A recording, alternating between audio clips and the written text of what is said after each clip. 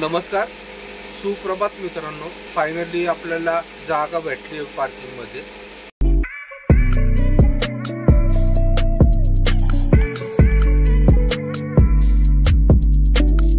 नमस्कार, सुप्रभात मित्रांनो.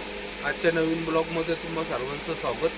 सकाळचे 7 वाजलेत मित्रांनो आणि फायनली आपल्याला जागा भेटली पार्किंग मध्ये. आता गाडी लावली व्यवस्थित पैकी. आता निघतो मित्रांनो घरी. घरी जातो.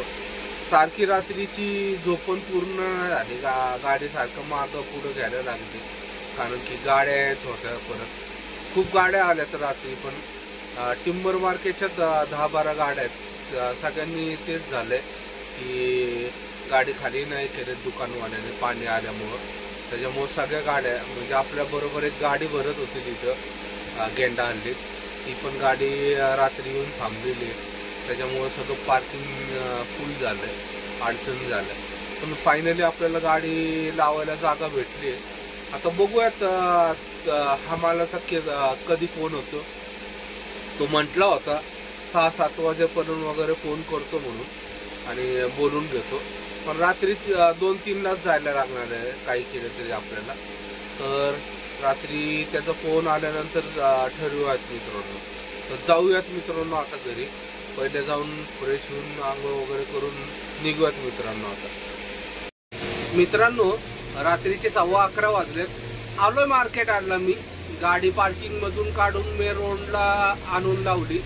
नंतर मुद्दाम लवकर आलं, कारण की कधी कधी गाड्या समोर लागलेल्या असतात. जसे आपण काल रात्री लावली होती.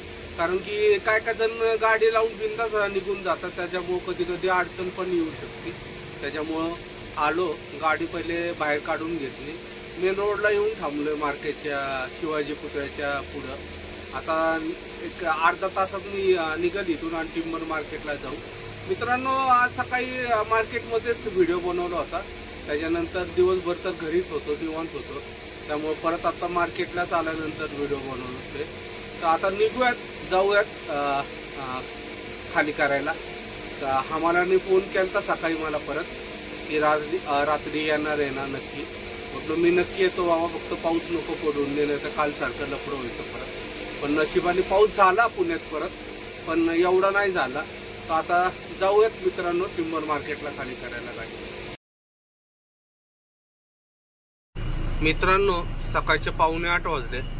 गाडी आपली खाली झालेली आहे. भरपूर गाड्या होतात खाली करायला. हे बघा समोर पण गाड्या दिसतात. ही जी व्हाईट कलरची गाडी आहे ती आपल्या बरोबरच भरली होती गेंडालीला.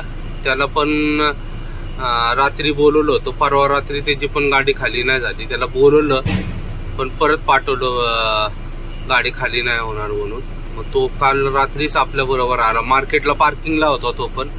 आपण निघाल्यानंतर आपल्या माग तो पण निघाला. त्याला सांगितलं तो इथे चोऱ्या माऱ्या होतात. ते जी गाडी आणि आपली गाडी समोरासमोरच खाली लावली करायला.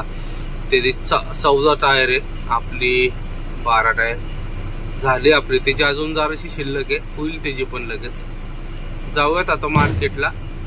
शेटला फोन करूयात. भरायचं अजून काय माहिती, आता काय क्लिअर नाहीये. त्याच्यामुळे पहिलं मार्केटला जाऊन त्यांना फोन वगैरे करून मग काय म्हणतात बघूयात. निघूयात मित्रांनो. गाडी वगैरे मागून बांधून घेतलेले. जाऊयात मार्केटला. मित्रांनो आलोय आता मार्केटला थांबलोय. कुंदन शेटला फोन केला होता मी. शेट म्हणजे थोड्या वेळात येतो, कारण की टायर टाकायचे आता या गाडीला. कारण की मामाच्या गाडीचं पण टायरचा प्रॉब्लेम आहे आणि आपल्या पण गाडीचा टायरचा प्रॉब्लेम आहे. आणि दुसरी गोष्ट म्हणजे ब्लॉगमध्ये त्या दिवशी सांगितलं नाही, आपले जे मामा आहेत 10 टायरवर होते, त्यांची आई वारली आहे. आपण ज्या दिवशी पुण्याला येत होतो त्या दिवशी त्यांची आई वारलेली आहे. त्यामुळे ते गाडीवर जाणार नाही आहे. त्यांची गाडी पण भरलेली आहे. कुंदन शेठ आणि पप्पू ती 10 टायर घेऊन जाणार आहे. तर आता काहीतरी आदला बदल करायचे. या गाडीचे टायर त्या गाडीला, ह्या गाडीला नवीन, असं काहीतरी प्लॅनिंग चाललंय शेटचं. शेट येते थोड्या वेळात, तासाभरात येतील शेट पण. इथूनच मार्केटमधून राजन टायरवाला तिथून टायर घ्यायचे आणि गाडीला बसवायचे. मागच्या वेळेस आपण बसवले होते. गणेश मिस्त्रीचे इथं पंक्चरवाला आहे, तो टायर बसून वगैरे देईल.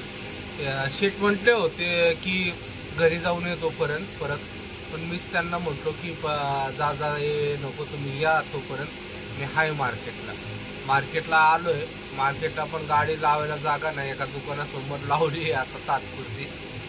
येतील तोपर्यंत शेट. मग दोन्ही गाडी घेऊन काहीतरी प्लॅनिंग करायला लागेल. पहिले तिथं पण जाऊन बघायला लागेल की तिथं जागा आहे का नाही आहे. त्याच्यानंतर कळेल की गाडी घेऊन जायचं कारण की तिथं पण पार्किंगला टायरवाल्याची इथं गाडी लावायला जागेचा प्रॉब्लेम असतो. एक तर पाऊस पडलेला आहे, काय राडा वगैरे पहिले तर झालं आहे. कारण शेट आल्यानंतर बघून येतील, टू व्हीलर घेऊन येतील शेट. ठरवूयात काय होतं आणि काय नाही. आणि दुसरी गोष्ट म्हणजे शेटचा बँगलोरचा माल आहे, पेपर भरलेत पदमची मिलवरून, तर त्यांना निघायला तर लागणारच, आजच निघतील. आपला पंकजनी पप्पूच्या गाडीवर जो मी ड्रायव्हर आहे पंकज, त्यांनीच गाडी रात्री परवा त्यांनी ती गाडी खाली केली आणि काल परत सकाळी भरायला गेला. तो आला असेल. मग तो आल्यानंतर आता ते शेट गाडी घेऊन जातील. पण हे सगळं काम करता करता आम्हाला दुपार होईल असा अंदाज आहे. दुपारनंतरच शेट वगैरे निघतील. तर बघूयात वाट आता किती वेळ लागतात. येतीलच शेट एवढ्यात. तोपर्यंत आपण बघूयात, जाऊयात, नाश्ता वगैरे करून घेऊयात मित्रांनो.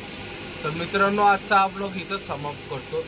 व्हिडिओ आवडला असेल तर लाईक, शेअर आणि सबस्क्राईब नक्की करा. जय महाराष्ट्र, जय हिंद.